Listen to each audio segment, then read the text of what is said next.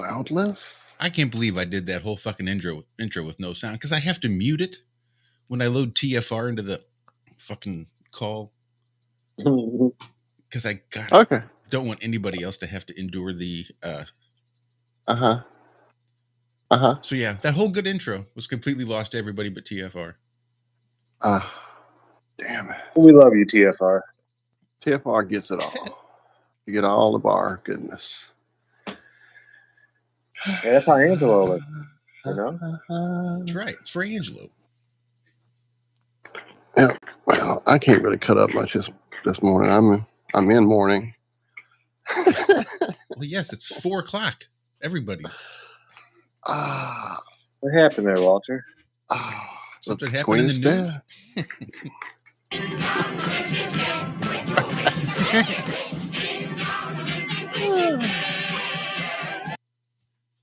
There we go. There we go. Now, we all know she's not dead. Lizards don't die unless you cut their head off. So yeah, she's out there on Lizardo Island over there beyond the ice wall. I think it's like 66 islands over, I think. Maybe 666 islands over, but yeah. So big shit's happening somewhere in the real world of real stuff. That's what they're doing to distract everybody. Then it's got to be a biggie, I would think. A pretty biggie. Somewhere. Just not in front of you. It's called prestidigitation. I think it might even be happening right in front of you as well, because I don't know. It seems like when you do some big changeover of world leaders like that, other world leaders tend to take advantage of a situation. For instance, I don't think that Vladimir Putin would have done much with the Ukraine had the old guard stayed in and not had this new president come in.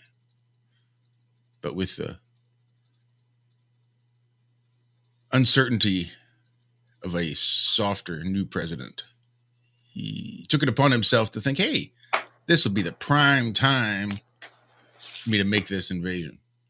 And I'm just wondering who or what might decide is the prime time to make an invasion now that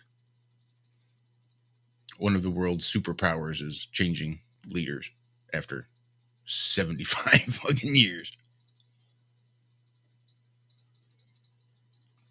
Yeah, it'll probably be all right. Yeah, what's the worst that could happen?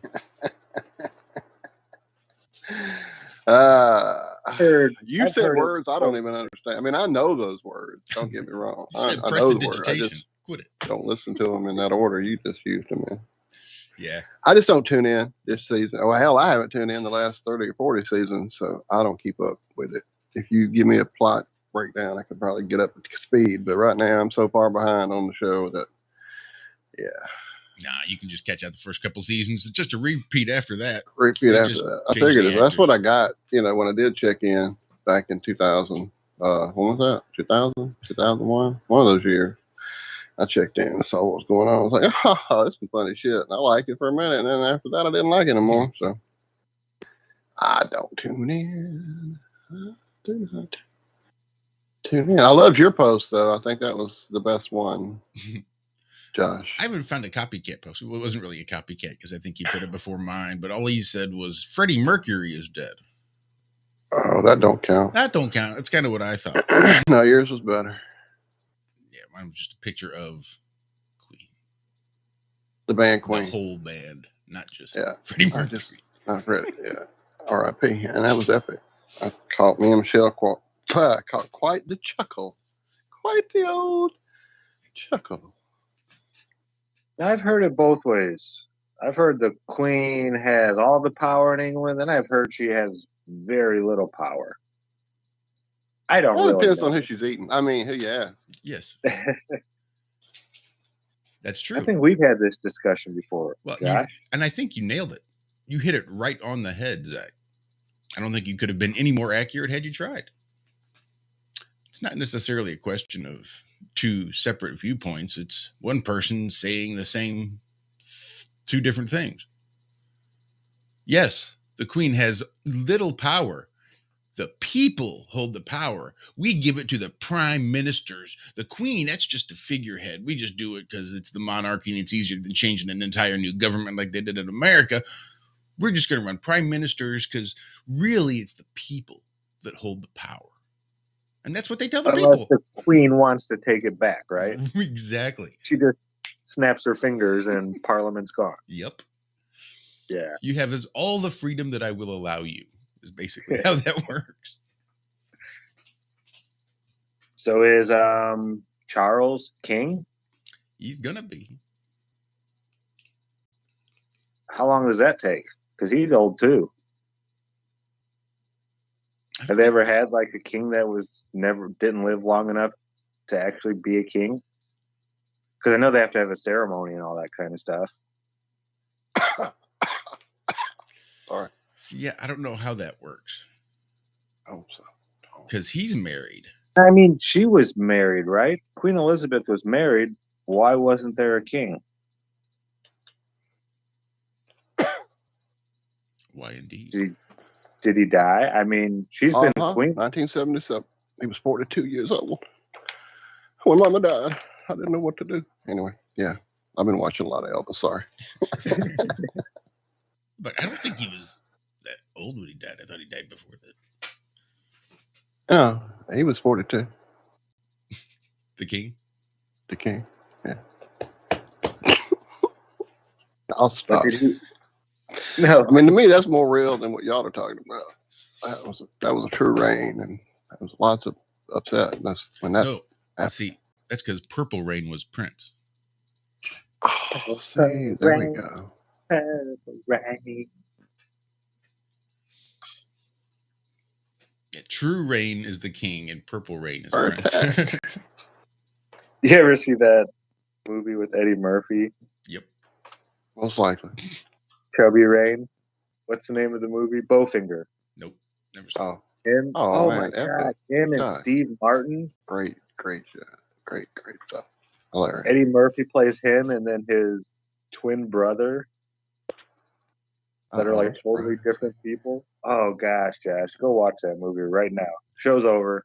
Josh has research to do. Yeah. Send us some links, Brian Evans, in chat. I see you saying all kind of stuff that I'm not up on. Because, dude, if y'all understood, really, y'all don't really understand how I do not even look.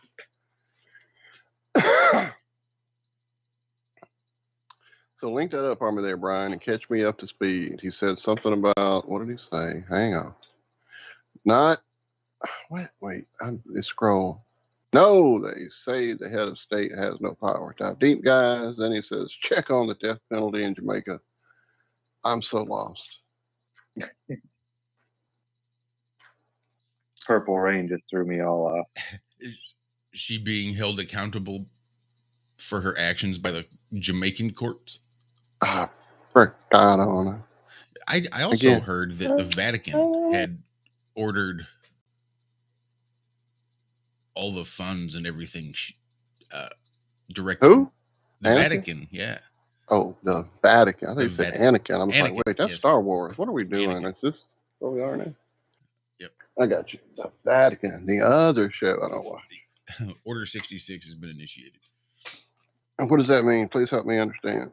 Well, I'm being a bit facetious, guys. You know I do know stuff. I just am not really awake yet. Well, I have no idea. I don't even know if it's true. If the Vatican has ordered all the coffers shipped back to the Vatican itself so that the Holy Church has all the funds there. But it was something I'd heard several different places, I think. And I just thought that was interesting. See, that's probably what they're trying to hide from us with this queen shit right there. I would say it's all related. I don't know if it's one hiding the other, but. Well, the queen hasn't made a appearance in quite a while, has she? I don't really know. I remember it was a long while there, a little while back ago, but I don't keep up with that stuff, so I don't know. Saying she was dead a while ago, so she probably has been. And they've been doing all this shit, just like they was riding that corpse around in the car when he was still around. One of the oldest lizards. Fuck, I don't care. I mean, I think Liz hit the nail on the head with sort of how I'm feeling here. It feels like the calm before the storm. And that's sort of what it feels like to me, too. Okay. Jesus, Ian. What are we, a bunch of altar boys? I'm not going to play Whack-A-Pope. Whoa. Whack-A-Pope. Whack-A-Pope.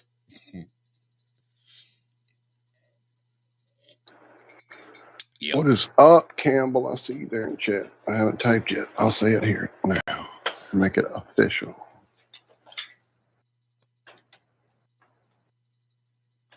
In the chat. All right. Oh, wait. Did I open my rock band? I did. Hello, rock band. I'm ahead of the game this morning.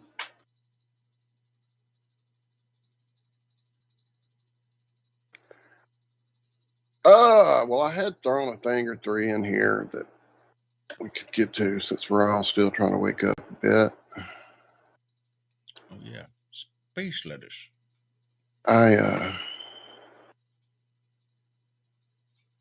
Yeah, this ought to wake us up. Okay. So,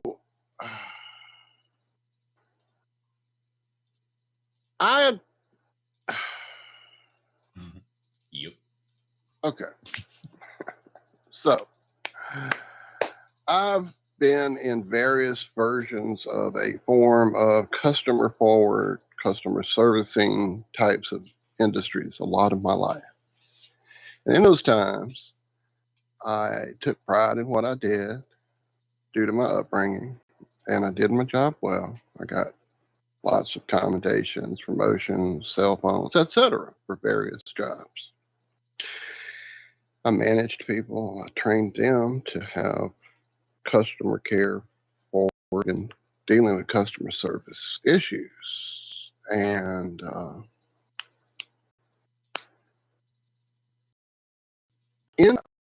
always made sure,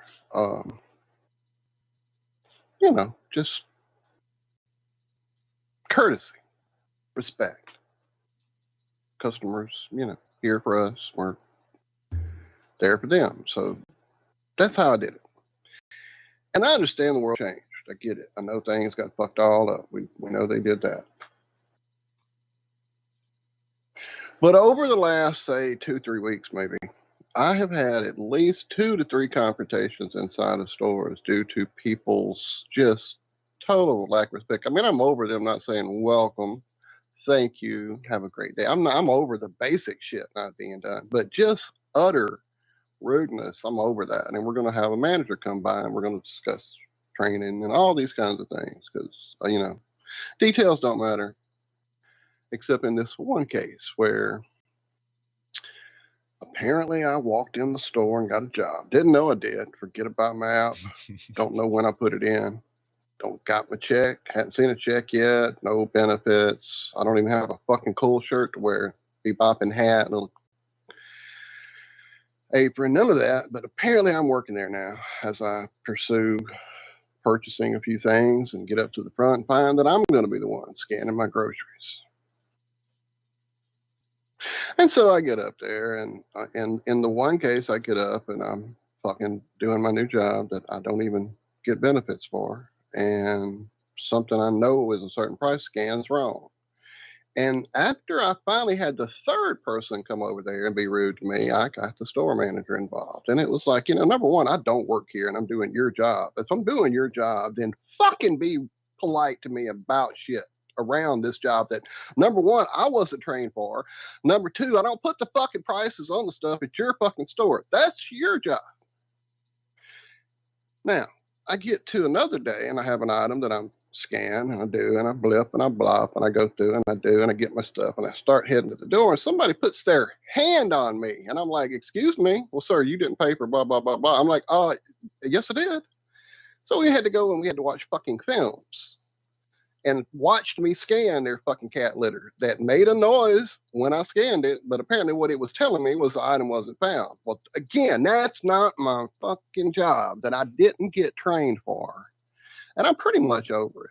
So going forward, I plan on when I get to a place that doesn't have a fucking checker ready for me, I will demand one. They will open a register for me and they will do their job. I'm no longer scanning my groceries. And the story that I shared this last night or day before, whenever, is exactly why this person apparently was charged with theft and now is banned for life. Now, granted, she's lucky that she doesn't get to shop at Walmart anymore, I think. But yeah, so now she's, because of their fucking shit not working correctly in the self-checkout crap, she's now been charged and banned for life. Well, anyway, like I said, Walt ran over, but going forward, I would suggest you do the same. I'm just not playing their game anymore, especially when they're trying to set people up for shit just like this. And I've almost gotten caught twice with shit that had nothing to do with me and got me in a bunch of crap. And I'm over it. I'm just over it, especially when I'm not there to do that job, nor was I trained for it. All right, I'll stop. I'm awake now, God. I don't do the self-checkout stuff. Well, there's times you can't do anything else. Sometimes there is no other line open. There's none. There's not a choice. That's all there is. As they stand at the end of the fucking thing and their phone's out and they're just blah, blah, blah, blah, blah. And I'm like, okay, I'm having a problem over here. Can you come over here? And they look up like I've just disturbed their day and they poke over and huff and puff. And I'm like, are you kidding me? This is how you people are training your fucking employees? God, y'all got me riled up now. Yep. Yeah, the grocery store I go to is pretty good about having one line, usually always open. There's always one person. And I always go, and it's usually one of three older ladies that I go and talk to. I love these older Southern women. They tell you what's on their mind. They all know I'm a flat earther now. I've talked to all of them about it. And they're so aware of how much the government lies that they didn't flip out when they heard it. Well, you kind of know who you can say these things to. Just by having a short conversation, you hear about what they're talking about, this and that, the government's lying, this and that, blah, blah, blah, blah, blah. And yeah, these Southern women are smart, man. They don't, they're very sweet, to your face. You'll get a, well, bless your heart, if they think you're an idiot.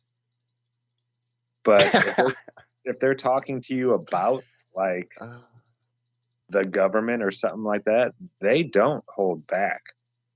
They really don't. They are very proud and strong women down here. These Southern women are, yeah, the older ones at least. It's like a different world. And I noticed this a lot when I was younger, the difference between my city grandmother and my country grandmother. Big difference. My city grandmother was very, she never spoke her mind about anyone. She would, unless it was some movie star. She loved her Star magazine or the Globe or whatever those were. She would buy one of the Inquirer. She'd buy one of those gossip magazines, one a week, and sit there and, I can't believe he cheated on her and blah, blah, stupid stuff like that. But like somebody in the neighborhood or something, Grandma never spoke bad about anyone really, ever. I never heard her speak bad. Now, country grandma, she let you know, so-and-so down the road's a piece of garbage. I don't want you guys around his property, blah, blah, blah. Country grandma told it how it was. Yeah, it's like a different world.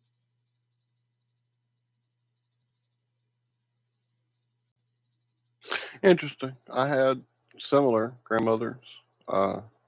One that had the gardens and pea patch and the 10 mile. Well, no, that's not true. Probably about 4 miles of dirt roads. But the other lived in town, definitely not city, but town. And I guess just different attitude. But it was almost the opposite that country grandma Oh, it's epic. Country grandma. Yeah, she was the one that was more at peace and cool with the world, and had me out with her looking for sassafras to make tea with and things like that. City grandma was always gossiping about family and stirring the pot. That was her thing. Grandma Floyd definitely did her share of pot stirring. So yeah, mine were the opposite. My city grandma was riled up. Most of the time. That must be where I get mine, when I get riled up. But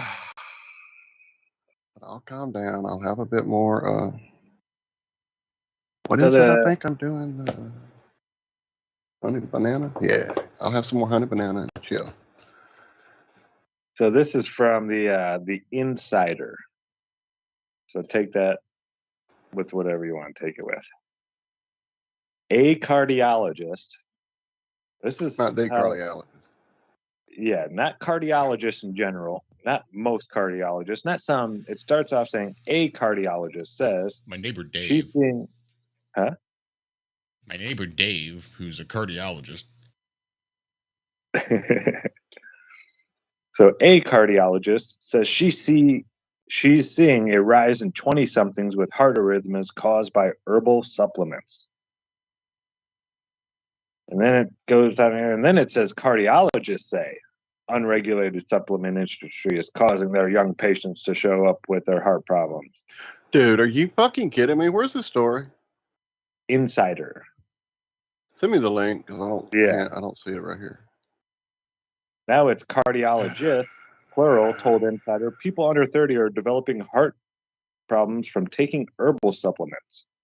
Common supplements like fish oil and bitter orange have been linked to heart problems.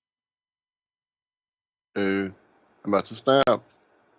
I knew this one. What time is it? I don't have time for this rant. No, we're about to hit a break. Okay. I'm gonna hold this rant in for another 3 minutes. Or 4 with the time. California-based cardiologist. Taking herbal supplements. It's because the FDA isn't watching them enough.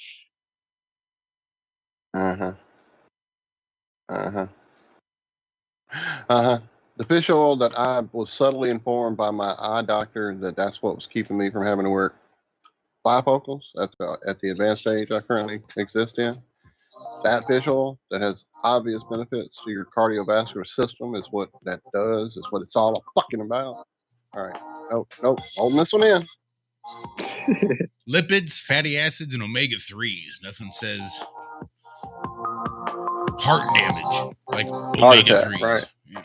Jesus Christ. What a fucking world. Stick around. We got the second half of the Take more supplements. Take more supplements. It's a luxury to pursue what makes you happy. It's a moral obligation to pursue what you find meaningful. And that doesn't mean it's easy. It might require sacrifice. If you need to change your job too, let's say you have a family and children and a mortgage, you have responsibilities. You've already picked up those responsibilities. You don't just get to walk away scot-free and say, well, I don't like my job, I quit. That's no strategy. But what you might have to do is you think, well, this job is killing my soul. All right, so what do I have to do about that? Well, I have to look for another job. Well, no one wants to hire me. It's like, okay, maybe you need to educate yourself more. Maybe you need to update your curriculum vitae, your resume. Maybe you need to overcome your fear of being interviewed. Maybe you need to sharpen your social skills. Like, you have to think about these things strategically. If you're going to switch careers, you have to do it like an intelligent, responsible person. That might take you a couple of years of effort to do properly.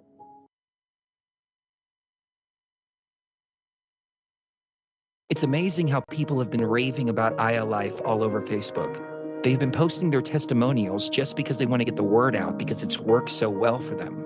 If you're not familiar with Aya Life, it's a 99% pure CBD oil. But the secret is the synergy between the hemp and the ayahuasca vine, the non-psychoactive component of the ayahuasca tea. We recently received an email from a wife whose husband has Parkinson's. For the first time, he's been able to sleep through the entire night. Another customer reported that they're no longer using NSAIDs because their tennis elbow has been relieved with Aya Life. The reports have been phenomenal and much more than we ever expected. Everyone should have access to this. That's why if you head on over to ialife.com right now and use coupon code TFR, we'll give you $5 towards your order. And we'll even ship it worldwide. That's ialife.com, AYA life.com.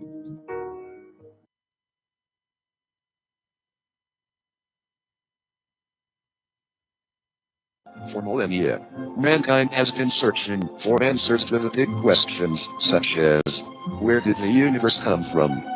Where did we come from? Why are we here? Are we alone? And just what the heck is the Sasquatch all about? I can't promise you answers, and neither can the Woo Crew, but they invite you to join them Friday night at 7 p.m. Eastern, midnight in the UK, for Freaky Friday, exclusively on Truth Frequency Radio. Spirituality, multiverse, quantum mechanics, the occult, and so much conspiracy analysis that it will make your mind melt. Take my word for it. Freaky Friday. It's more than a show. It's a way of life. I'm Stephen Hawking, and I am proud to be a Wookiee.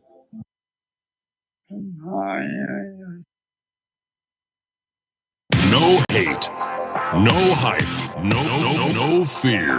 We are TFR. Frequency Radio.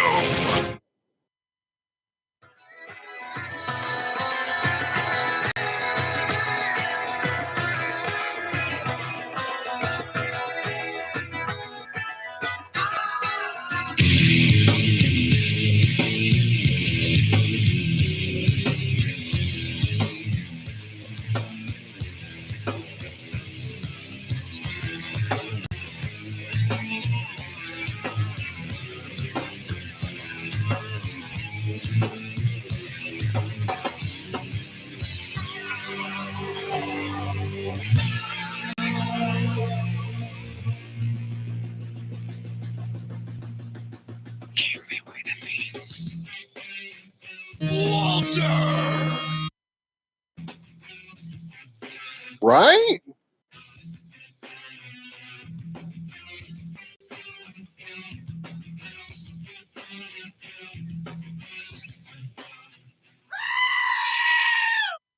Wake up!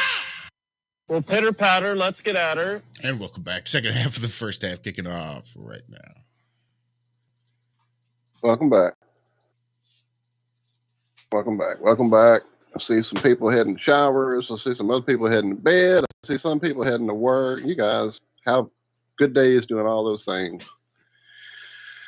Man, there was something there in the chat I wanted to hop on before it gets too far away, and I'm sure I have lost it. I don't have it, but I do remember it.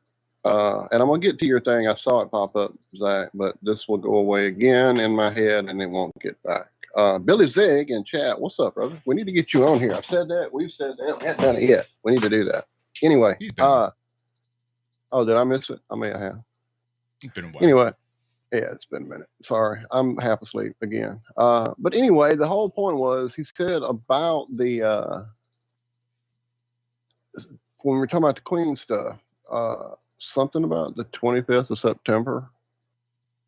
And I can't remember exactly how he said it, but something about it's going to be a big day or a day we won't forget or a day to remember, or I don't know how you said it, sir.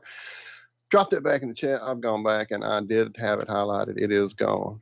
But yeah, just throw some info about that for us so we can play catch up. And again, just a lot going on, trying to work out housing and just other things. So I have not been on top of some things, definitely. What's up, David? Deep inside that hole of rabbits. Anyway, as far as the supplement thing, look, I am old as fuck, 55. I am in really not great, wonderful, healthy shape between sedentary, I don't, just don't fucking do enough. Where I live, the healthy, lovely, gravy-coated everything diet that I exist on here in the South Louisiana area. Etc. Family history, uncles, dad, everybody dying from heart-related stuff. I've tried to stay on top of my heart for a long time, since my 20s probably. at least probably in my early 20s, late teens. Anything I heard, read, found, discovered, Arbel, whatever that I found information about heart health and related to it, I would do, check it out for myself. And it's been a lot, garlics and aloe vera juices and, just all kinds of different things over the years. Fish oil being one of the highest recommended ones. Fish oil, flaxseed oils, as you said, those omega-3s, those lipids, a lot of green leafy stuff. If you can do that, helps a lot. The vitamin K. Anyway, collard greens and cornbread. There you go, Ben Platt and chat. Turmeric, curcumin, is a miracle for inflammation, and inflammation is what really is where you get things related to circulatory and heart. And again, I'm not a doctor, nor do I fucking play one on TFR. I'm just anecdotally telling you what I've experienced. Making my own blood pressure overall decrease, just many things that I know has kept me, in spite of my horrible diet and unhealthy lifestyle, zooming and doing. And despite my wrecks, despite everything, between the natural supplements like kratom, the natural supplements like turmeric, curcumin, the natural garlics, the natural, there's beet root. It's great, especially if you have like leg issues. If you start getting that achy leggy thing, it's not your legs start aching. It's actually your arteries going, hey. Pepper is great for blood pressure. Amazing, dude. Cayenne is phenomenal for your heart. Dark chocolate is great for your arteries and veins. 3 different stories of people being saved in restaurants because they were having heart attacks, and either an old lady in the place said, grab some cayenne, or the chef came out of the kitchen with cayenne pepper and put it on their lips, and that kept their heart pumping and beating and all that kind of crap. Yeah. Think about it. Every time you eat some cayenne pepper, you start sweating on your head, and it just gets everything flowing. It gets all the stuff in your blood flowing really good. Yes, Ben Flat, beets are good for blood movement. That's where I was going with the beetroots. Also, Kerry Woolley, you are correct. Turmeric needs black pepper to get a better bioavailability for the curcuminoids that are in it. I found that out early on and began taking one with that actually in it.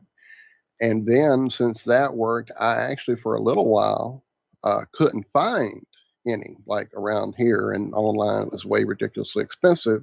So I would buy a cheaper brand without the black pepper.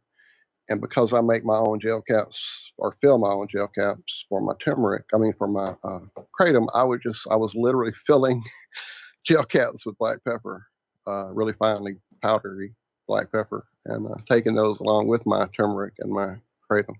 So yeah, absolutely. I just crushed up some golden seal root last week. Another amazing healthy thing for you, as you can definitely attest, sir. But definitely, guys, if you read it in the paper and they say don't take those supplements, go get a fucking handful and shove them down your throat as quick as you can.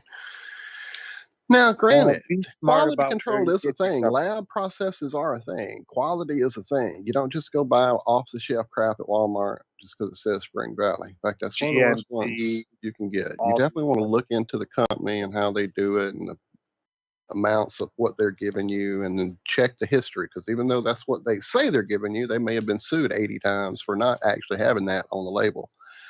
So do your due diligence. I know you said something, Zach. I was on a roll. I'll shut up now. Yeah, you got to be real careful about what type of supplements you take, because so many of them nowadays it's just like our medical industry. It's oil-based. It's petroleum. If you look at the ingredients and you see petro this and petro that and petro or poly, anything that says poly, blah, blah, blah, big, giant, long word. But if it starts with POLY, that's from oil out of the ground. That's your polypropylene, polyethylene, all these different types of, it's all plastic that's been not genetically modified, but modified to look like certain molecules, they say, right? And it's not really giving you these ingredients. It's tricking your body into thinking that it got these ingredients. I don't see how that would be a good thing at all. But yeah, so pharma has definitely cut over into that side. So you have to be real careful about a lot of places. The best places are the places you're not going to find on Google Maps. They're the little mom and pop shops that just have a bunch of glass jars behind the counter filled with powdered herbs. Those are the best places I've found where I can trust the people there behind the counter. I still haven't found one down here. I have not found a good herbal supplement place down here that isn't, you're going to buy something that's got, I don't want labels and all that crap on there. I like getting my herbs, my powdered herbs, in a little plastic bag or a little glass vial with nothing on it. I want to see them take it out of that big jar behind the counter and weigh it out right in front of me, right there. Not already pre-done up and all this stuff. I don't trust any of that. I want to make it, like you said, Walt, you make your own pills. That's how I did everything myself too. Straight from the powder, the actual plant, and you just make it yourself. And it cost about half as much. I could go buy an ounce of golden seal and make 50 capsules for like $24, $26 altogether, capsules and the powder combined. And if you go buy the same amount, 50 capsules, it was like 60 something bucks. So it was like less than half price to do it yourself. And I knew what was in it then. So yeah, just be careful. If you're going to go out there and start doing supplements, the best way is to find the plant that you want and grow the plant yourself. Whether you have to do it indoors, if you can do it outdoors, great. But yeah, growing your plants, then you know for sure that it wasn't sprayed with a bunch of chemicals while the plant was growing. And I mean, they can put poison in it, so many different,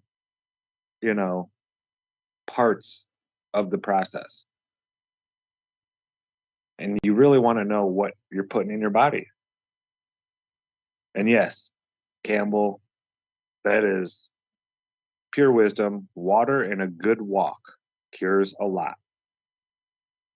Now that I start every day with a great bottle of advice. water. As I sit up on my bed, on the side of it, I grab a bottle that was waiting. Sometimes I'll grab the half bottle I've messed with throughout the night, finish it, and then open the fresh bottle and down it. That is the Kickstarter, guys, for your first, not coffee, not any like whatever juicy, whatever thing you think it is. It is water. It makes everything kick off. It gets that lung clear that you need in the morning. It starts all that flowing good. It gets all your fucking bodily things flowing. Kicks off your intestines. It kicks off everything. Get that water in you to start with, and then keep that going throughout the day. You are absolutely correct, Camp. Amazing stuff. And just like everything else, know what's in your water. Well, yeah, I know it's there hard. we go. Absolutely. But we have the Berkey filter with the fluoride filters that we use, and then we also have a electric distiller that we're constantly distilling. We have 2-gallon jugs, and we constantly keep them full. And we use that to cook with, to give to the dogs. I mean, we don't put water in our body except for during the shower that comes out of the tap just straight. Yeah, now the Berkey, that's in home, right? That's not on the. Yeah, that's just it's like a little tower. Yeah. It's a 10-gallon one. Back in maybe. the day. Right. Yeah. But they do well. And they have a fluoride filter that you can buy. It's like an addition to it. But it's supposed to get out over 95% of the fluoride. So not bad. Better than, I can't stand the taste of city water. I grew up on well water. Never knew there was such a chemical taste to city water. I'd go over to my buddy's house and it was weird. Some of them, it would taste like kind of regular. But the ones that live further away from town, my cousin lived on the outskirts of town and had city water. I don't know if it was coming maybe from a different municipality or something, but you could tell it was like drinking pool water. And then 3 miles away in the center of town, it just tasted regular, clean. That came from the city as well. It could have been a different plant. It could have been a different municipality in that area. You'd be surprised, man. Like growing up, the house my stepmom and that we would go to for the summers, their water came from like a town that is, I guess, 12, 15 miles away, instead of the local water out of the, they had a decision when they were making the plans for the subdivision or whatever, and they decided to go with that water out in Sheraton rather than the city water. And you could definitely tell the difference. When I would go to other people's house, I would smell the chlorine and all the crap in theirs, and there at our house, it wasn't like that as much. Not that it was great. I'm sure it was not as good as anything else you get out of a real well, but it was better than Franklin water for sure. Yeah, and then when I moved out to the country, lived on another well. I've lived pretty much on well water most of my life. And I'd go into the city after that, and it was like everywhere I went tasted like pool water. When I was younger, it wasn't so bad.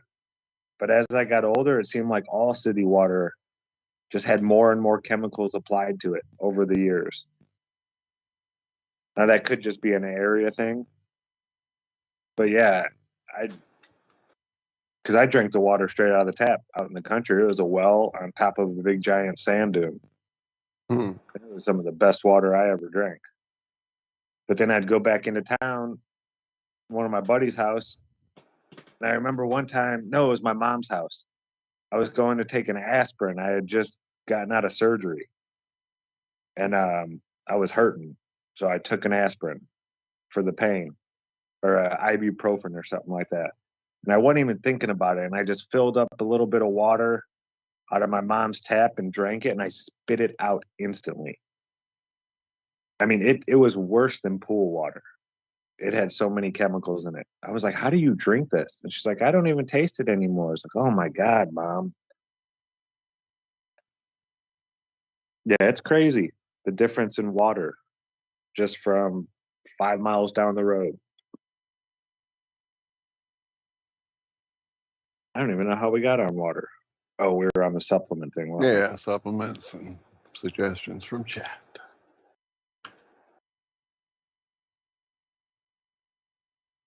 I've got too many things open already. I'm trying to shut my tabs, guys. Sorry, I didn't mean to. I got one. Go quiet. I got one. This one's from the Smithsonian. Okay. Melting Greenland ice sheets will cause at least 10 inches of sea level rise, study finds. Experts break down the new findings, which provide a higher estimate of meltwater than previous research. Ice collapsing, and then they show a picture. Ice collapsing off the Russell Glacier in Greenland. Researchers agree that ice sheet melts in Greenland will lead to at least several inches of global sea level rise by the end of the century.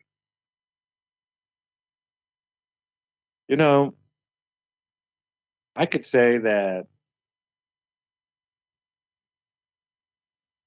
anything is going to happen in 80 years. And I don't know. Don't they know that? Okay, so they're showing a glacier that's falling apart. Okay, it's September, early September. It's September morn. We're not even out of summertime yet. Okay, this happens every year. The north warms up in the summer, in the northern summer, and it melts a little bit.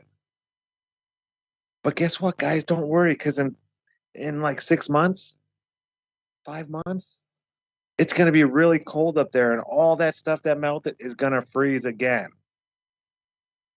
It's not like it melts and then doesn't freeze anymore. They do this every single 6 months. They go down to Antarctica and take pictures of glaciers falling apart and melting. It's like, yeah, it's their summer. this is what happens in summer. Ice melts. When I'm outside and I put an ice cube in the summertime, out in the sun, it melts. In the wintertime, I set an ice cube out there and it sits out there. Right. Here's my thing, and this has been my thing since this whole thing started back in the day. I make a glass of iced tea and I put it with lots of ice in it. And that ice starts to melt. It don't run over my glass. Ever. I'm done. And it's crazy. And then they say this stuff, yet they're all buying beachfront property. If you had any inclination that the sea was going to rise, you know, it was 10 feet before, now it's 10 inches. Before it's going to be 10 feet by 2020. Remember that back in like 2000, 2010, I think they said? We got 10 years to turn this around. Stop all this global warming. And then you have people like Leonardo DiCaprio and Harrison Ford coming out and telling us how bad we are. Damn it. This needs to stop right now, damn it. Yeah, why don't you quit taking 20-minute flights on your freaking private jet there, Harrison? That guy puts out more CO2 in one of his little jet flights than we do in a whole year. But he's going to sit up there on stage and tell her, damn it, we need to, damn it, damn it, damn it. John Kerry. How many private jet flights has that guy taken? How dare you? All worried about climate change. If they cared about climate change, really, they'd be on he did go and shake hands with the penguins in Antarctica. But yeah, but they should have been on like econo flight.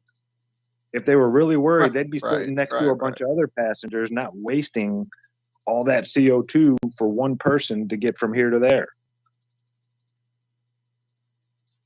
It's do as I say, not as I do. And from a frickin' actor? How dare you? Yeah, how dare you, Harrison? You have stolen Leonardo my DiCaprio. dreams and my childhood. How dare you? Yeah, sorry, Greta, but your parents took away your childhood. It wasn't nobody else. Your nut job parents, political activists, climate extremists. I mean, whatever. Yeah, they're the ones that stole your childhood. You have stolen my dreams and my childhood. How dare you? How dare you? Speaking of fictional stories, real quick before I drop it, I just found it again. Shout out. How dare you? Shut up! Oh, shit, you choked me on that one. Damn you. Damn it, Josh. Sorry. You got me. One of my heroes has passed away. Unfortunately. The Queen? Yeah, we talked. Oh, y'all knew? You heard? No, fuckers. Peter Straub, author, has passed away, 79 years old. If you're not familiar with Peter Straub, possibly the book he did with Stephen King, it'd be the one, the Talisman book. Amazing fucking book. And Talisman too. Great book. If you haven't read it, go now and read Talisman. Stephen King, Peter Straub. I got introduced to him in a book Mom had found called Ghost Story. One of the best books, a horror-related book. Totally different vibe and atmosphere than Stephen King's type of writing. A little more cerebral, I guess, is a way to say it. I don't know. Just a different style of writing. So different that when they did the book together, they both took stabs at trying to write different segments like the other person, in the style of their writing, and actually pulled it off a time or two, apparently. Anyway, great book, great author. Go check out his stuff. Julia, another really, really good book. I think they made a movie perhaps out of that one back in the day. Floating Dragon, another great book. Anyway, yeah, definitely sad to hear that one. But we lost the Queen too, so you give, you take, you live, you learn. Comes in threes, I hear. Pluses and minuses. Or I know that's true. Be careful. Be careful. Well, we've almost done it. We've almost hit that halfway mark. Indeed, we have. Got about 3 minutes left. What? Is this a dating site we're on? What's up, Travis? Hello. What ho? And I do believe... For my guitar people in chat, I just saw my tabs as I'm closing them, and I hit one I'm not going to close. Anybody, especially some of our over-the-pond friends, anyone familiar with Toman Music and Harley Benton guitars, their in-house signature brand? I have been seeing amazing review videos over the last years, like literally 5 to 8 years of them just creating amazing instruments at a price point that is pretty unbelievable. And then yesterday I saw one on a review, and it was the one I'm like, okay, this will be the one I'm going to work on trying to really get. But because they're based out of the UK, the shipping's a little steeper than I would have wanted it to be. So before I really start getting invested in this idea, anyone who's actually gotten one in their hands, that's one thing to read a video, or watch a review. It's a totally different thing to have it in hand. I've never ordered an instrument. It's always been the instrument found me. When I picked it up, it knew me and I knew her, and we all went away happy. The idea of ordering something from a photograph and the description and crossing my fingers and then having to deal with returns, etc., that would be a stress for me. No way. That would be a stressor. But there's no way I could the buy reviews a guitar. and the prices, Zach, are insane. Insane. Like for $300 or $400, you can get like a $2,500 to $3,000 quality bill with appointments all across the board that you cannot get at under that price point. Amazing tuners, amazing bridge, amazing pickups, multiple versions of push, pull, tap, coil, etc. Like a 5-way selector, 3 pickups, 5-way selector. Not only is the volume push pull, the tone is push pull to split the phase and split, not just split coil on the one, but split phase on the other. Basically, you have Brian May's guitar in your hand, and the tone variations across it would be an all-in-one destroyer.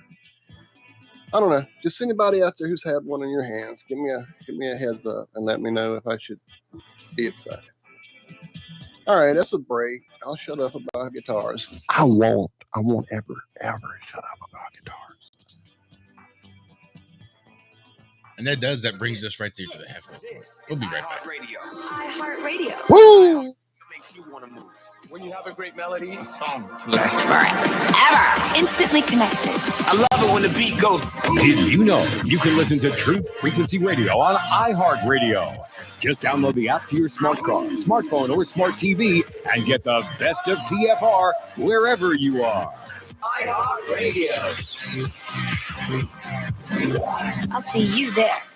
So, you love talk radio? Then you'll love TalkStreamLive.com. TalkStream Live is always on, 24/7, with the best streaming talk shows. Find your favorite talkers and discover some new ones. It's free, readily available online or on mobile with any smartphone or tablet. Finding your favorite talk shows all in one place has gotten a whole lot easier. Just go to TalkStreamLive.com. Be sure to download the free apps from Google Play or the iTunes App Store.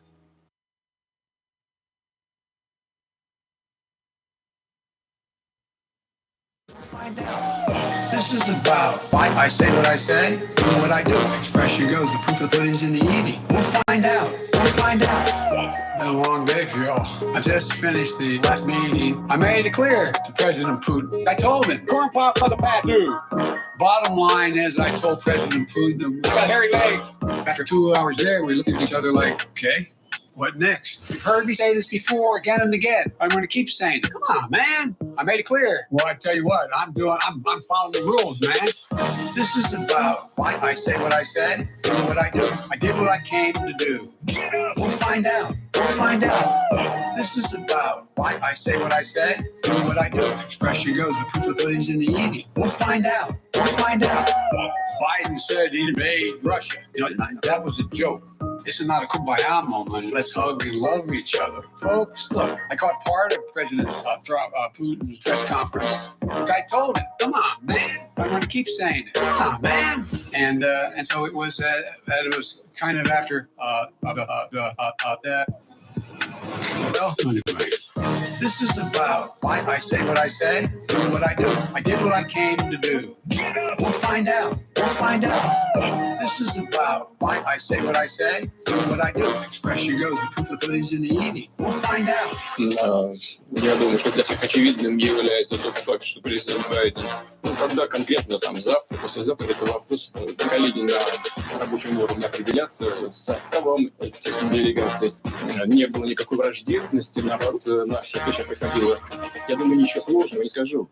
Это будет понятно, Торговые отношения, да. Еще говорили о сотрудничестве в Арктике. This is about why I say what I say, do what I do. I did what I came to do. We'll find out. Wherever you are, make it TFR. Truth Frequency Radio.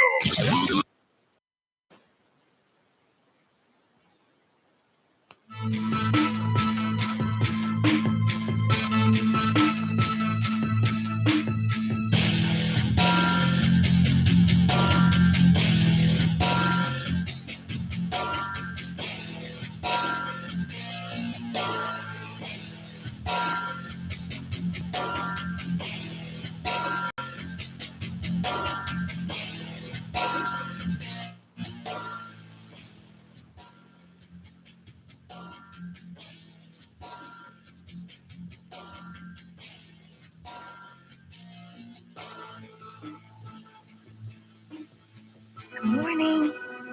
I'm here. Wake up. Wake up. Wake up! Wake up. Wake up! What is dark matter? Okay, we don't know. That's great. That's why it's called dark. It's exactly. Everyone knows all reputable information comes from random people on the internet. Tell me things, internet. The earth is flat. It's like school in your hand. Okay, dark matter is something we do not know what it is. We believe the dark matter is there, but we have never detected it. Well, I'm afraid of course, that there is no dark matter out there. There was one? There is no dark matter out there. We need to think really hard. Hi, this is Alan. I like Ironworx because it's where everybody knows your name, and they're always glad you came. I love Ironworx with Josh, Walt, and Zack.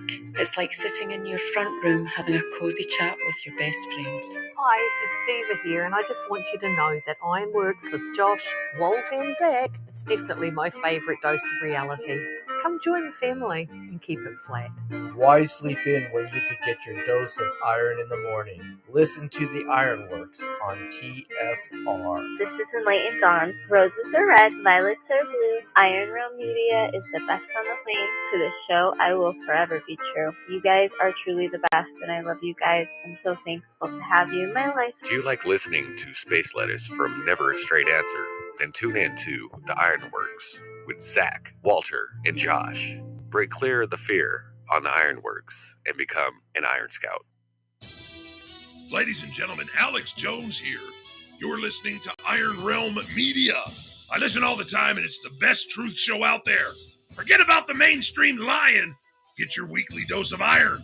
Realm, that is. Stay woke, folks.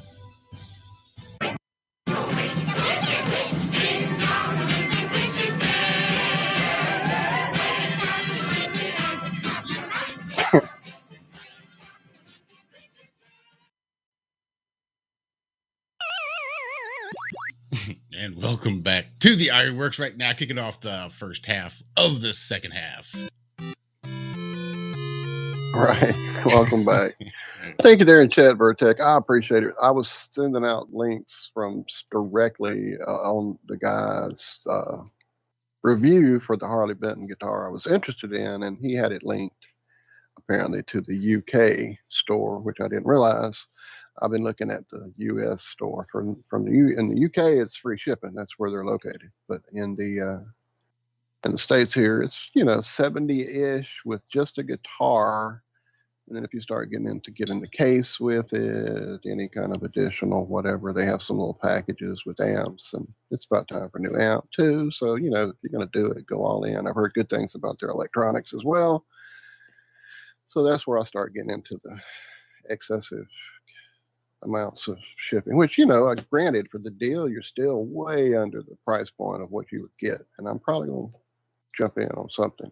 And I've looked, there's a variety that are way under that price point that I pointed to there. It's just the appointments on that one are pretty epic. Some amazing stuff. And if you watch the review, the guy playing away on it and switching through, and yeah, Thomann, that's them. It's their brand. Is it Germany? I wasn't aware. I thought they were in the UK. All the guys that are always talking about it from the Thomann store seem to be British. So now, wasn't Prince Charles? I'll look into that. I'm sorry. Go ahead, Zach. Wasn't Prince Charles the one who said when he died he wanted to come back as a virus that killed 95% of humanity? Absolutely. That's him. Great. This will be fun. This will be an interesting chapter. Which I think brings me to a good point that I wanted to bring up. So it started kind of strangely, actually. I was scrolling through Facebook, and I saw a post by somebody being all spiritually woke, right? They had all these gemstones placed sort of where in a human it would sort of be where the chakras are, just sort of coming down the line. But what they had done is they had taken a rabbit and had the rabbit on its back and had just sort of placed the gems that way. Right. And due to my recent experience with rabbits, you're huffing of late. I found that you're not supposed to put them on their back like that. They're sort of like a possum. In so much, it's not that they play dead, but their body basically goes into such a high stress, high panic mode that it just shuts down. So then they just lay there. They don't do anything. So it's like, they call it trancing. And you just put the rabbit on its back and it just shuts down, almost like really. Yeah. So it's not like the possum playing dead. It's shit out of the involuntary. Rabbit. Yeah. Yeah, very involuntary. Because I've had a fucking possum trick the shit out of me in my front yard one time. I walked up on him and poked him. I'm like, well, goddamn, I'm sad. I went and started getting a shovel and came back and he hopped up and ran off on me. Terrorizing a rabbit? Yeah, you would. That's how I see it. I mean, to me, that sounds like I was laying in bed. And an alien abducted you? Weird shadow stuck its head out of the thing. I couldn't move. Right. Even though I was just so terrified and so in shock that my body wouldn't do anything. I was just like frozen. That wasn't fun. Oh, no. Oh, I see a correction in chat, guys. Sorry, I got to throw that in. Yeah. Philip. It was Prince Philip, the Duke of Edinburgh, that was wanting to be the COVID. Charles' father. Charles is his son. Charles is his son. That was his dad. Yeah. So it got one lizard is the same as another. Go ahead. Sorry. Well, I was just saying that it got me thinking, because I think you can actually sort of bond with a rabbit a little bit, because then not you put it into this state, but you also bring it out of the state sort of by flipping it back over. It's in panic mode. It's not moving. So you can sort of fix it and put it back in a calm state. Right. And then rabbits, fucking grateful now. But you have to keep. So trauma-based bonding is what we're. This is where I'm headed. Yes. MK Ultra. Even in rabbits, they call it trauma bonding. And it's one of those ways you can bond with a rabbit. And as difficult as it is to bond with a rabbit, you should not trauma bond with the rabbit. And that got me to thinking, because I know that trauma bonding is prevalent elsewhere. So I just got to doing a little digging at trauma bonding. What the fuck? And man, once I really sort of looked at it, it just sort of, I just started applying it everywhere. Government, media, fucking everywhere. It's insane, this trauma bonding. And so there's secret society families do. I think it's similar. But there's no love and compassion afterward. Right. It's kind of, yeah. Well, no, I mean, think about, what's his name? The psycho that James True wrote about? The gay guy with the blonde hair. Seville? News reporter. No. Come on, it's all gone. Sorry, it's the honey banana. Damn it. He's the Cooper, Anderson Cooper, and his family, and the psychosis there. They thought they loved each other, That's why that shit works. It's basically the same idea. I didn't mean to interrupt you with that, though. Just go read James True's book, and you'll understand. James True's, Lord. James True's True? James's True book. Mm-hmm. So this is from themighty.com. It says, people don't often realize that they have formed a trauma bond. It's possible that many of us have had at least one such relationship in our lives. The first step to breaking free is acceptance of such a bond. I wrote the following to explain what a trauma bond is and how it forms, and some resources that might help if you experience this. So it says, what is trauma bonding? Trauma bonding is loyalty to a person who is destructive. It occurs because of cycles of abuse followed by intermittent love or reward. This treatment creates a powerful emotional bond that is extremely hard to break. People don't often realize they're in a trauma bond, while others outside the relationship can clearly see its destructive patterns. So according to Patrick Carnes, these are types of destructive attachments are known as betrayal bonds and can take place in context where the relationship can be formed. They can occur in romantic relationships, friendships, within the family and the workplace, and I'm going to add this, society as a whole.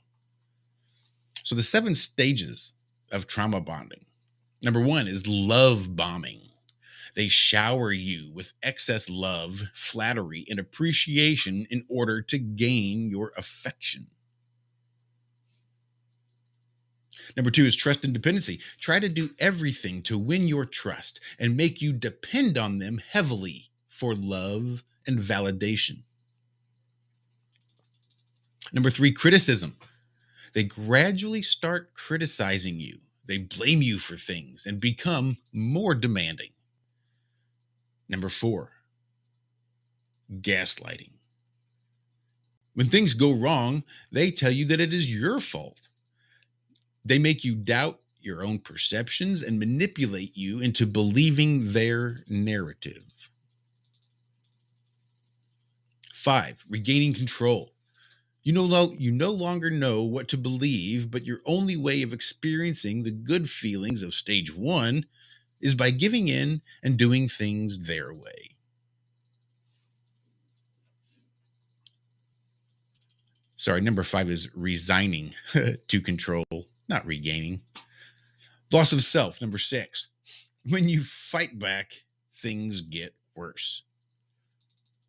You settle for anything to have some peace and make the fights stop.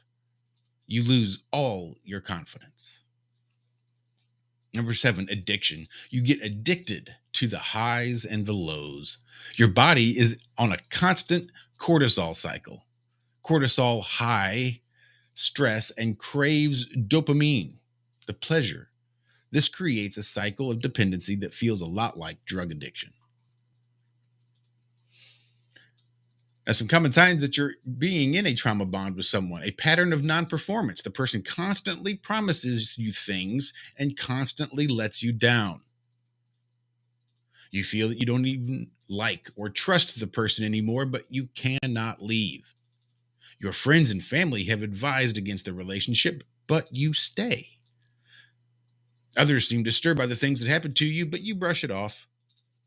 You've tried to leave, but it makes you feel physically ill, like you will die or your life will be destroyed if you do. You know the person is sometimes abusive and destructive, but you can focus on the good in them. You feel protective about the person because of their difficult past or childhood and find yourself caring for them despite their abusive behavior. You know you're being manipulated, but you're often in denial and black out quickly and forget the bad things. The relationship is intense and inconsistent. You do everything to please them and are unconditionally loyal while getting nothing but heartbreak in return. They say things you want to hear to resolve issues temporarily. I've learned my lesson. I will prove my love for you every day. My life is impossible without you. You are driven to the point of self-destruction and often harbor thoughts of self-harm. And then there's some other resources that if you find yourself in a trauma bond, and again, this is not just on a interpersonal level with a relationship that you have with someone that you're close to. But as I was reading this, I was again seeing people that are just, get ready in the morning with the TV on, listening to the news, and they come home and they watch the 5 and the 5:30 and the 6, and they get all their local and all their national news and are fucking just, I'm informed because of all of the trauma that I keep seeing on the television. So yeah, it started off with the bunny and it just totally went existential on me, and I went government and media and well, yeah, I felt all of that, dude. Everything as I read on, and I finished the story. I dropped the link. People were asking for it in chat. There are some resources there. I'm going to check out this The Mighty podcast. That's part of what this story is about, or where you got it from, I guess. But yeah, definitely an interesting. The whole thing is just, it was pretty much what they have us wanting to, or have they want us to live in. This is why I haven't watched their show in 20 years, 30 years, so I don't get wrapped up in it as much as I try. Shout out Austin in the chat. I saw you, brother. Much love.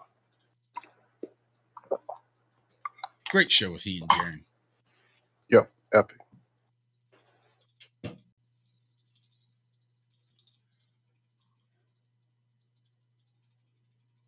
Sorry. Okay, I found one. Good, thank you. This comes from Fox News.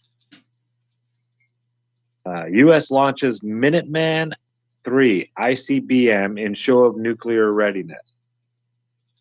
Now, what I wanted to bring up was not the fact that we're doing this or blah, blah, blah, blah, blah, but they're showing a picture here. I don't know if I can share this. Yeah, I can drop.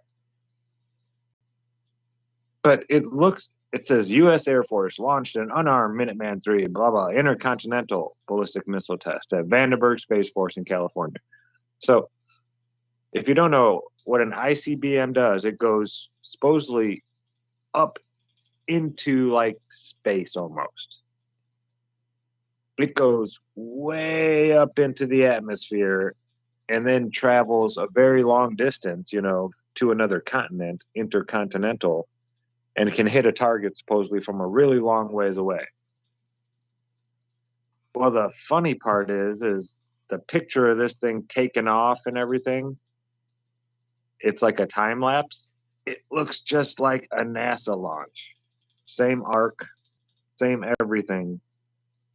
A missile that's going up into space, or a rocket that's going up into space to go dock at the space station, and a missile that shot off to come back down to Earth and hit somewhere on Earth.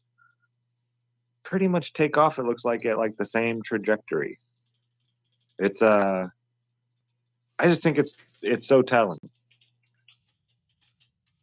I mean, we all know that they go up and then we watch them come back down. And then her father or uncle or mom or aunt, whoever, was standing next to the child and said, "Oh no, that's because the Earth is spinning. It's really still going up. We're tilting away from it now." Or they have to go and flatten out so they can get up to speed to get out of, I've heard so many different excuses. But it never dawns on them that, hey, maybe it's just coming back down like it looks like we all see when we're children, just the truth. No rose-tinted goggles, NASA-tinted goggles over our eyes. Just a real quick search here. Sorry to interrupt, Zach. No, that was it. That's all I really had on that. Well, we've always dug the trajectory of the rockets.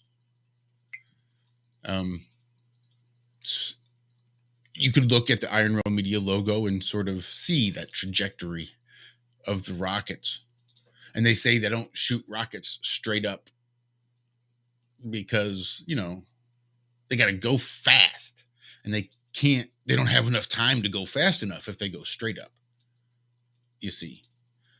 So they got to go out at an angle and arc out so they have time to build up the escape velocity so that they can break free of Earth's gravitational pull, is what they say. Yeah, I've heard so many different excuses. And it's funny because they all, it's all from like different people. And it's all these massive like this. defenders. Oops, sorry, Josh. Oh, Zach, sorry. Yes, I'm trying to show this picture. Very similar. I love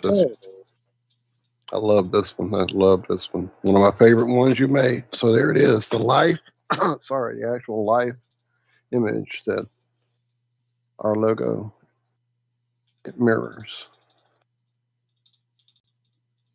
That will be the show description today. Go ahead, sir. Yeah, no, that's pretty much it. Yeah, that's a perfect picture. They didn't show the whole arc of the ICBM, but I would bet that it looks pretty similar to that. So, it makes me wonder, can we shoot an ICBM that far, really? We claim we can shoot them, thousands of miles. That's why we went to the moon, don't you know? I know, but is all that to show Russia we could hit anywhere with a rocket? Yeah, is that just nonsense? Can we really not shoot these rockets that far? Because when you look at the trajectory, it doesn't look like it's going, but maybe, I'm being generous, a couple 100 miles out into the Bermuda Triangle and we shoot our NASA rockets off. I'm not sure where they shoot them from in, what's the name of that country? Kazakhstan? I'm not sure where, if it's by water or what. Or how they hide those. But yeah, it's just crazy to think that, I mean, if we could shoot something thousands of miles away, you think NASA would use the same thing to make it look more realistic. But even the ICBMs don't look like they're going that far. Just my observation. I don't know. Yeah, I think you're right, Ian. I think the ICBMs it's just a show. It's a big fireworks show. Now we can drop them all day from, planes. And they say those Tomahawk missiles that are laser guided and all that are pretty accurate. I don't know. Never shot one. Never saw one, except for in movies or on TV. Austin says he's at his job. He gets to watch the launches. They end up going parallel to the tree line, literally horizontal across the sky. I can still remember, as you say, Zach, when I was watching them as a kid, always asking Mom and trying to understand, well, why is it not going up into the space? Why is it going down there? Well, that's downrange. That's not really, though. It's up and over, but whatever. You're an adult, so let's go. Space, woo! And apparently, ICBMs cannot reach escape velocity, or ICBMs need to be slowed down so they don't reach escape velocity, or they just can never do it. I'm not sure which. I can't figure it out. I've been here looking, and I keep finding different stuff telling me different things. So I don't know why they would send an ICBM with the same trajectory as a rocket if it's never going to reach escape velocity, or if it can't even do it, if it's not supposed to. If they don't want it to reach escape velocity, what's the point of arcing it out like that? Yeah, if it doesn't even really exist, then what's the point of even having this conversation? Isn't the internet great? Now we, instead of being lied to by one, group, now we get to be lied to by a bunch of different people who don't know what they're talking about. Spiders. I just heard a report by somebody did a study on spider stories and found that like 43% of all stories on the internet about spiders were sensational, used what they call it, sensational language or factually inaccurate information. Like half the stories about spiders. So I think you could probably apply that across the board and just rip out half of the fucking internet as garbage. Yeah, that's what I'm saying. We used to just get lied to by, our school books and stuff like that. The one main source. Now it's even people who aren't a part of that are just making shit up and lying to you. Yeah, journalism has died. It has died. Or now you can make yoga videos with kittens on it and just put a flat earth hashtag in there in hopes that people will actually watch it. Because apparently that's the only way you get people to watch things on YouTube is by putting a flat earth hashtag in there. This according to the I need a new way to search. You knew what? I search flat earth daily. I put in flat earth today. 90% of the videos had nothing to do with flat earth anymore. It's just people putting flat earth, a hashtag in there. I mean, home shopping network. There's, just name it. Think of some yoga, like you said, yoga. There's so many yogas. It's crazy. All the pastors, Christian pastors. It's epic. Like 30% them. That's epic. That's really epic. Real quick, Liz, daddy long legs are not spiders. They're creepy as fuck, but they're not spiders. Or at least what we in America call daddy long legs aren't. I just thought about that. What you call a daddy long leg and what we call daddy long legs may be two different critters. It's only got 6 legs. Yeah, let me show you the daddy long legs here in the US. We got break music, I do believe. Huh? We got break music. We'll be right back. Fourth and final segment coming up right after this. If you want something you've never had before, you must do something you've never done before. It's taken me years of tragedy, of losing myself inside, only to realize what I must have always known, that you can be anything you dream. Dream. Dream until your dreams come true. Act on your passion, and when your shot comes, take it. Look fear in the face and embrace it. The time is now. The moment is now. Believe in yourself like I believe this to be true. The world needs more of you.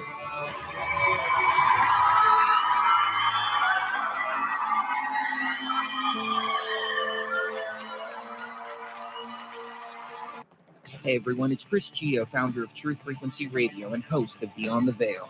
The mainstream media and establishment are running scared right now, and they've prominently featured TruthFrequencyRadio.com as number 89 on the federal government's hit list, also known as the fake news list.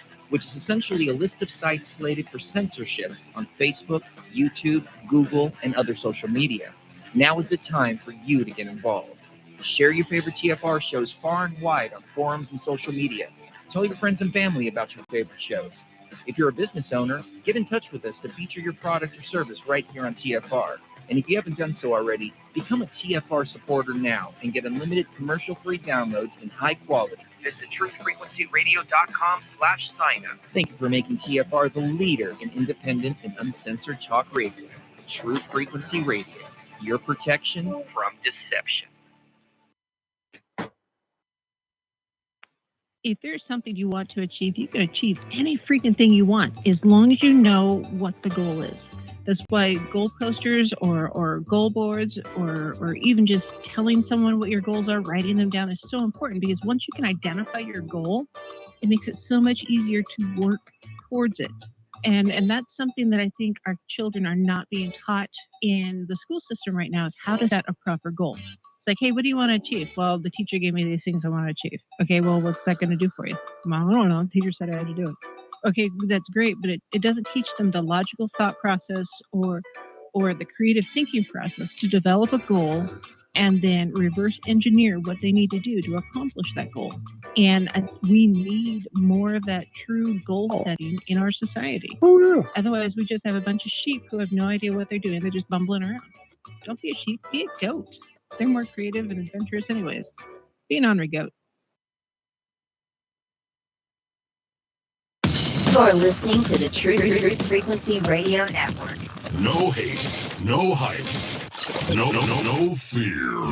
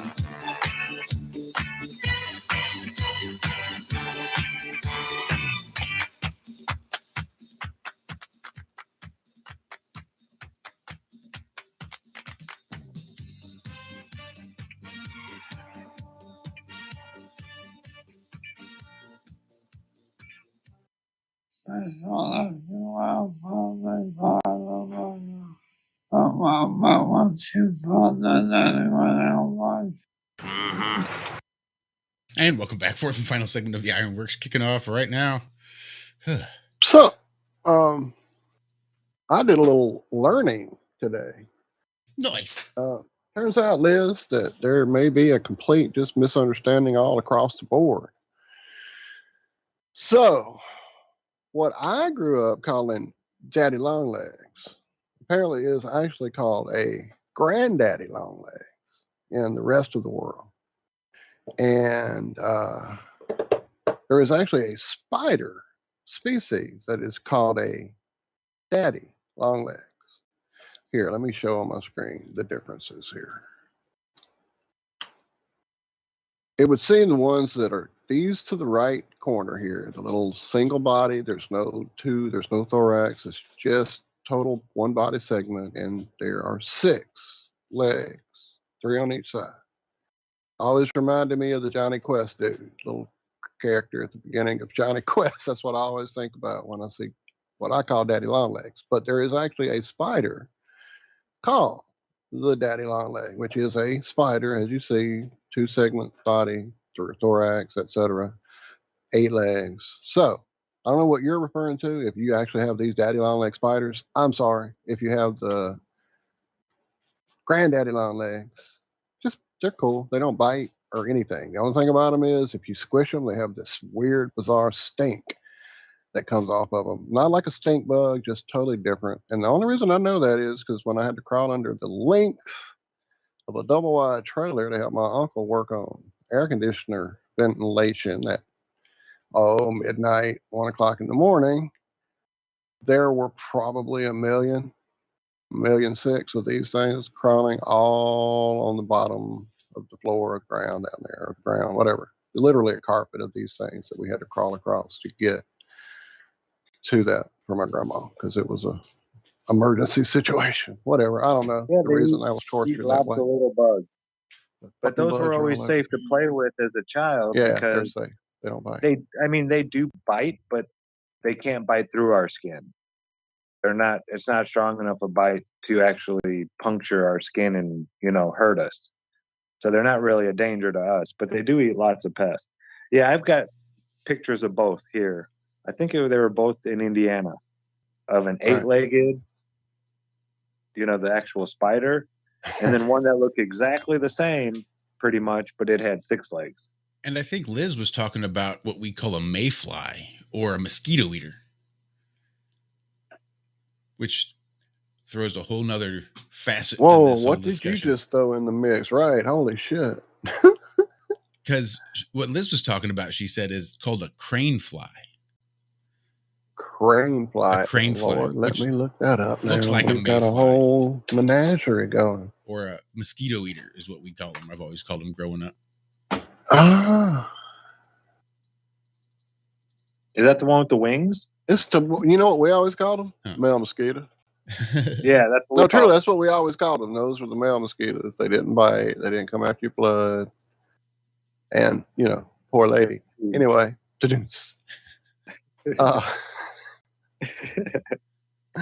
but we knew after we grew up that really wasn't a male mosquito. It's just what we called them because that's what it looked like, a bigger version of a mosquito. But yeah, crane flies. I'm down. I got you. I just soon show everybody. I've been showing them everything else. Yeah, see, Nemo's grandmother called them mosquito eaters too. Well, see, here in Louisiana, I don't know if it's anywhere else, but in Louisiana, people refer to dragonflies as mosquito hawks. I've also heard these things referred to as mosquito hawks, these crane flies, because, and again, what I've always seen literally happen is if one of these is flying around your light or your top of your corner, your house, mosquitoes are not in that room. Now, whatever. But that was always the myth we grew up with, was because that was in the room, there would be no mosquitoes. So we never killed these. We tried to get them out if they bugged us on the TV screen, whatever, but we didn't kill them. They kept mosquitoes away. That may or may not be true. I have the internet. I could look it up, but that would require research. Oh, look at the creepy crawly. So yeah, the crane fly and the mosquito eater are the same thing. But here you can literally watch dragonflies in an air, like in the area, diving around, catching mosquitoes out of the air. It's amazing. They're freaking like flying sharks when that's going on. That's pretty nuts. Flying sharks. Yeah, I've noticed a lot. I've been allowing the spiders to build kind of nice sized nests in the bottom porch, up in the corners. And the amount of bugs and mosquitoes, I could sit out there for hours and maybe 1 or 2 mosquitoes will come up and land by me or on me. But it's not, other places, it's horrible. The neighbors are always burning centronella candles and trying to keep the mosquitoes away. But yeah, those spiders, they'll do the trick for you. They really, they eat a lot of mosquitoes. It's amazing. If you can deal with them. I think their webs are beautiful. Until they start getting all kinds of carcasses stuck up in there and leaves and stuff like that. But just the webs, I think I used to love that. When I was taking pictures of nature, like daily, I had my camera on me 24/7 within 50 feet of wherever I was. There was my camera, or at least I could go run and grab it if I saw something. Right. And then what happened, Zach? Then what happened? The hummingbird told me to stop. I know, and that's messed it up for everybody. Thanks, Zach. Dude, every time I pull out the camera to take a picture of my cats because they're doing something awesome, I feel terrible inside. And I'm like, it's just my cat, and he's cool and cute. Weird, isn't it? When you get that feeling? Yeah. The hummingbird just kind of looked at me like, I really don't care if you're taking my picture. I just got that feeling. I was like, oh, damn. Okay. But it's really made me it's weird. It's made me appreciate nature more. Right. Because it's so, I mean, it's now. It's Ooh, in the I'm moment. sorry. I sent that to the wrong thing. I didn't mean to bill up. Looks like the cat's holding a pipe.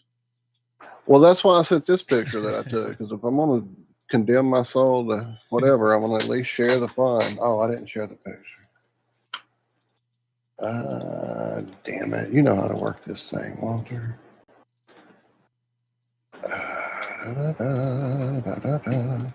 Yeah, it's almost like every. There you go, Liz. There's your buddy. Yeah. Spot. It's good to be the king. He was literally, I came in and he had his paw on the remote and the TV was on, which I had turned off. And that's this position he was in. I'm like, are you kidding me? It's good to be the king. Oh, that's so funny. Dawn says her kitty likes watching herself when she takes little videos. Anybody want to guess what I just did? Close the call. Hey, Liz, I see you.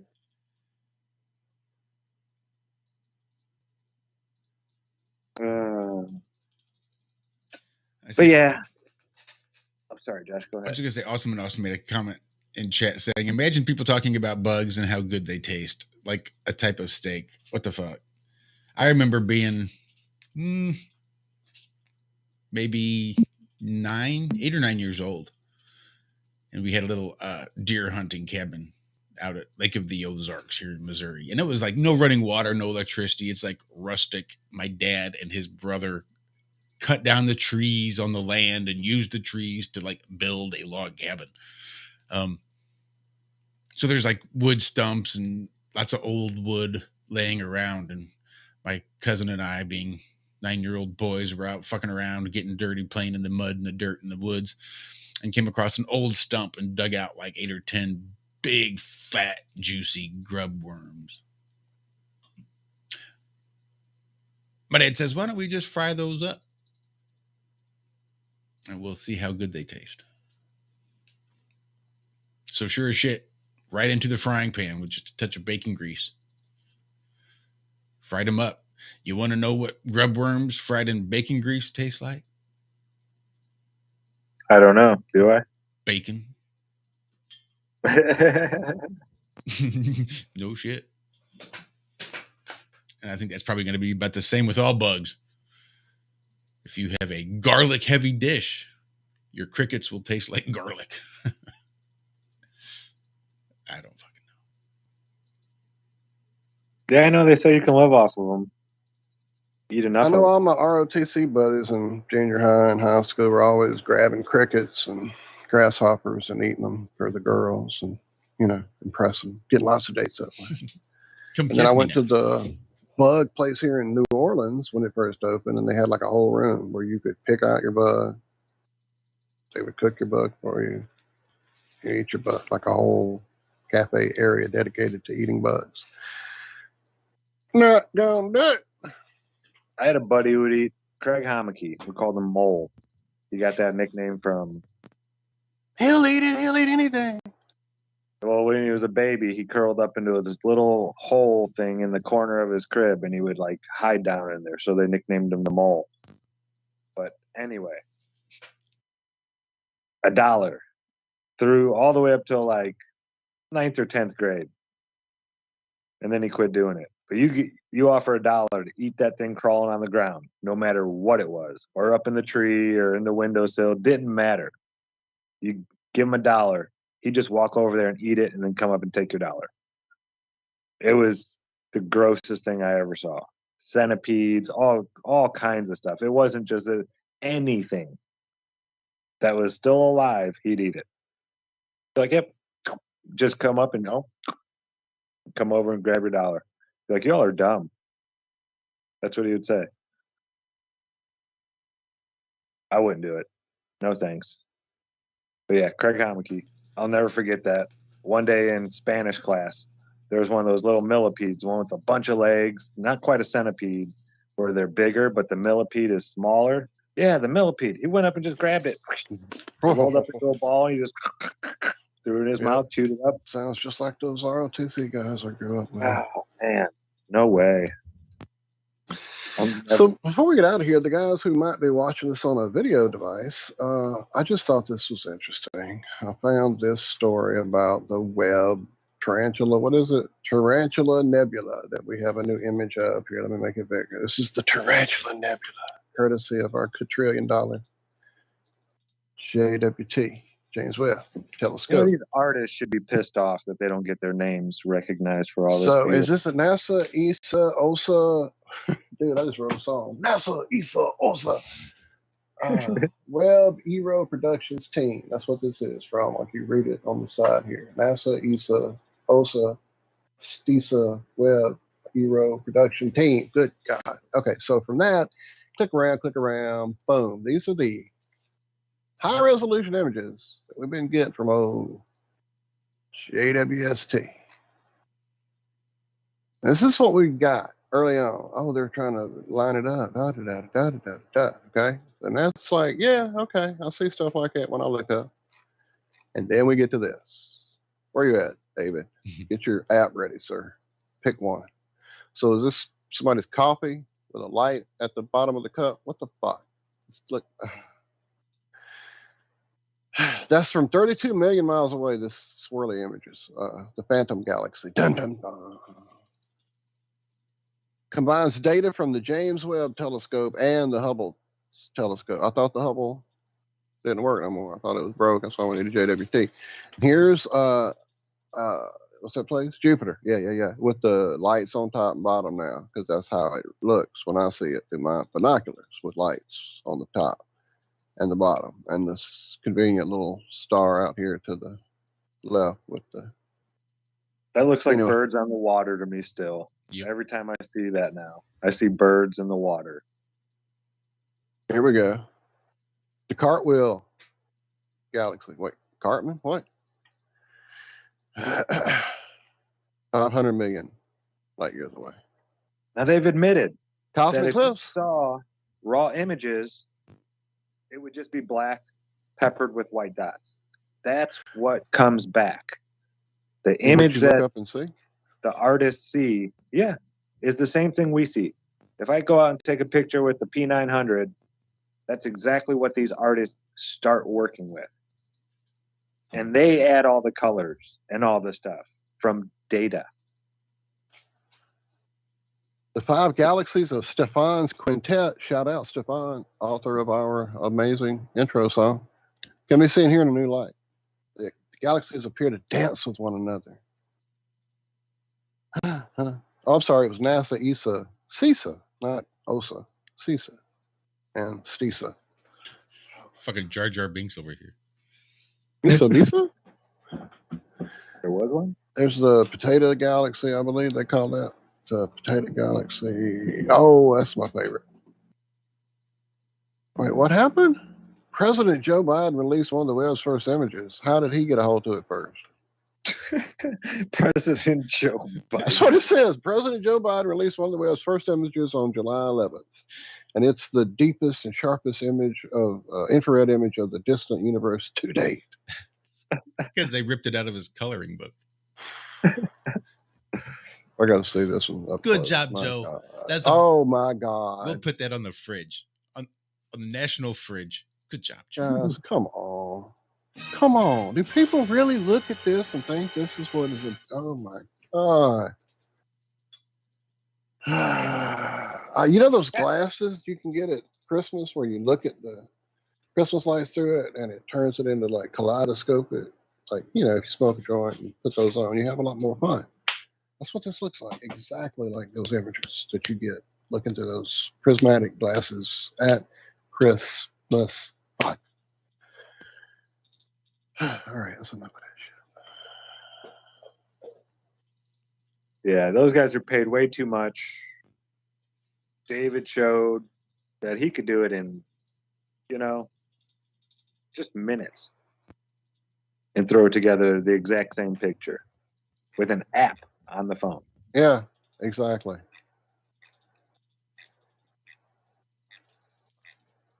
But people believe it. Hey, I used to believe it. I'm not knocking these people. Just trying to say, wake up. I used to want the Horsehead Nebula, big giant wall thing, mural on my wall, you know. It covered your whole wall. It came in big, like 6 foot by 4 foot sections. And it was like, you just stick it up there in these big giant sections. You can cut off the end depending on the length of your wall, but you could get like the whole galaxy surrounding you in your room. I wanted that so bad when up until my 20s, I wanted that. They had me. I was a believer. 100%. I believed in exactly. It took me that slap in the face. Be like, wake up. And I was mad at first.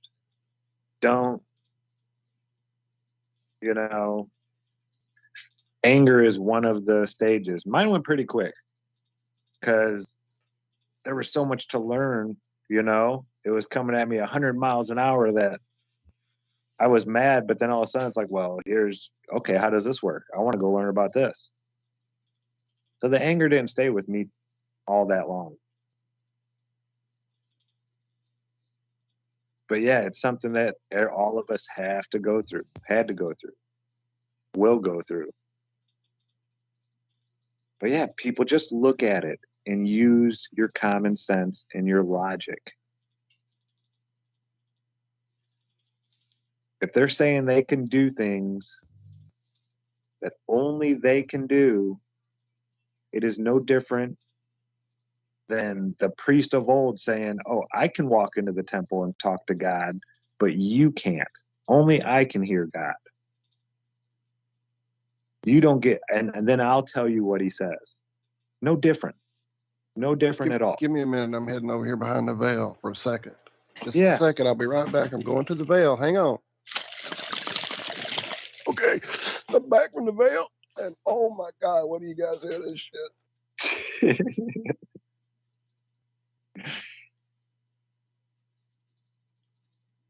Well, we got about 6 minutes before we wrap it up here. Just a big shout out to Karen B, the thrower of the Flattoberfest events. For all information, you can go to flatearthfestivals.com. It will be coming up here at the end of October, at 21st and 22nd, I believe. Maybe the 20th, and there's the Friday. It'll be that weekend. Great time. Lots of people going to be there. Music, guests, food. Cammie and I will be bringing a bunch of toys for people to play with. Yeah, it's going to be a blast. So I hope to see you all there. I can't wait. It's going to be awesome. Nice. Oh, speaking of awesome, Austin looks like he's going to have a friend of the family on his show on the 21st who thinks the Earth's round. Nice. But he might be able to convince him the world is flat, the friend has told him. So I'm excited for you, friend. I will hopefully be there if I can remember. Keep me informed. You have my text. Get with me. For sure, I don't want to miss that one. Oh, damn it. There was something else. And if you're looking for a way to get to Flattoberfest, you really want to go, but maybe you don't have a ride. I'm telling you, it's not only a great way to help you along in your research and help wake up other people, but the Flat Earth, Sun, Moon, and Zodiac Clock app by Blue Water Bay is a great way to communicate with other like-minded people in your area. There is a friend finder app on there, and you can reach out to people all around you. Now, some places out in the country, you might not find so many people, but here, and we're not in a huge metropolitan area, but I have over 130 people within 40 or 35 miles of me. Right. Yeah. So if you need a ride to Flattoberfest and that's a great way. The app makes it easy to message a bunch of people. You can set it for 5 kilometers, 10, 50. I think it even went bigger now. Isn't there a group on Telegram too, I think, if I remember right? There is. Yeah, like a group, right? I'll find it and drop that link for you guys. FlatEarthFestivals.com. I know you can find information there about different groups. Just ways to get together with people to, make it so you can get there. Yeah, Telegram carpool group. There it is. I couldn't find it yet. I'm digging. And Southern California, September 24th. Flat Earth meetup in Orange County. I've actually heard about this one a few times. Flat Earth Day Saints. Thank you, Flat Earth Day Saints. Flat out. Absolutely. Shout out to Flat Earth Day Saints putting out some good stuff. Yeah, fucking A. Oh, Rico. That was the one I wanted to say. Apparently, Rico. Let me go back. Damn it. I had it freaking highlighted. There it is. Rico's Temple Sombrero saying, "Wow, my daughter has a dress like your favorite superhero day at school today, and she dressed like me. I'm so proud right now, dude. That is fucking amazing. That is making me smile from ear to ear. That's amazing. That's what it is, brother. Keep putting that stuff forward." There's a meetup in Lawrence, Kansas. This Nice. Saturday. Israel Adams, thank you. This is awesome. Thank you, Ian. I dropped the ball. I got sidetracked on the messages here. Ian has included the link in the Telegram with Karen, the group there, to get rides going. I saw a few different messages. Thank you. Shit, we're almost done. Yeah, if you've never been around a group of like-minded people, folks, since you've come to all these new realizations, it's life-changing. Even if it's only 7 or 8 people, even the small groups, meetups, it's a great feeling to be around people that have that. You're like almost on the same frequency. Your electromagnetic fields, they just mesh. It's a beautiful thing. Just give it a try. I know it's weird meeting people on the internet. Believe me, no, I've done a lot of it. But this group so far, it's been really amazing. The whole Flat Earth community is just, it's a different breed of people. It really is. I mean, just taking the step and saying, I was lied to, I was fooled. That's not something everyone can do. But everybody there has done that. So it's good times. You can walk up and say almost and not be considered crazy. That's about it, ladies and gentlemen. Love you all. Love you, Zach. Love you, Josh. Thank y'all. Shout out a Bainley time, I think. Love you guys. Hope you have a great weekend. Come hang out with us tonight. I don't know what, if anything, we have planned. We'll just play. I won't be there. I'm sorry. I forgot. Yeah, guys, I won't miss it tonight. I love y'all. Sorry. Yeah, so come hang out. We'll see what happens. Be on the lookout. If there's no notification, it may not happen. We love you guys. Have a good weekend. Be good. Be well. Bye-bye. Ladies and gentlemen, Alex Jones here. You're listening to Iron Realm Media. I listen all the time, and it's the best truth show out there. Forget about the mainstream lying. Get your weekly dose of iron. Realm, that is. Stay woke, folks.